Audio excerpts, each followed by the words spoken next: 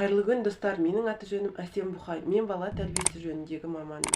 Бүгін мен жаңа инсайтпен бөлісейін деп тұрмын. Ол Құранның Қасас деген сүресінде былай деп жазылған.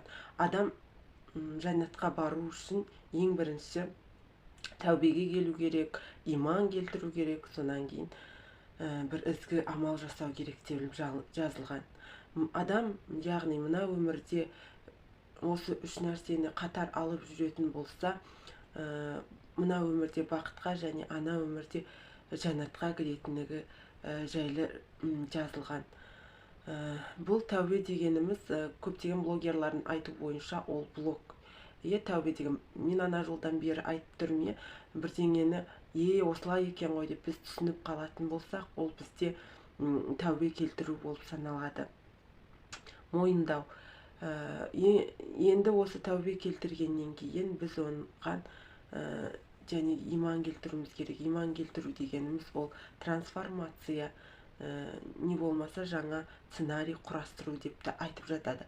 Трансформация жасау, қандай да бір өміріңізде қателік жасаған болсаңыз, соны мойындап, оны жаңа амалдармен ары қарай сол қателікті жасамауға жаңа амалдармен жақсы жаққа өзгеру болып табылады.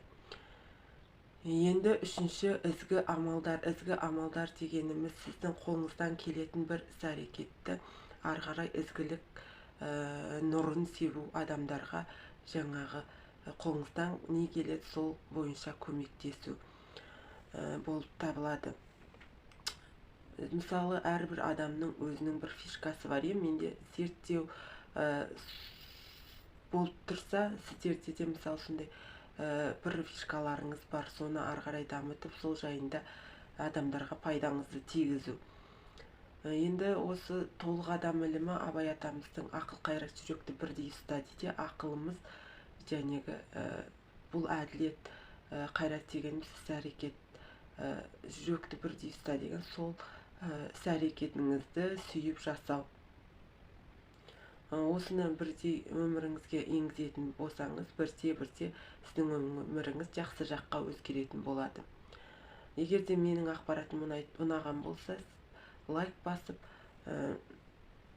комментарий қалдырып, және каналыма тіркеліп қойыңыз. Баршаларыңыздың отбасыларыңызға амандық, дендеріңізге саулық тілеймін, мейірім, махаббатқа толы өмір тілеймін. Рахмет.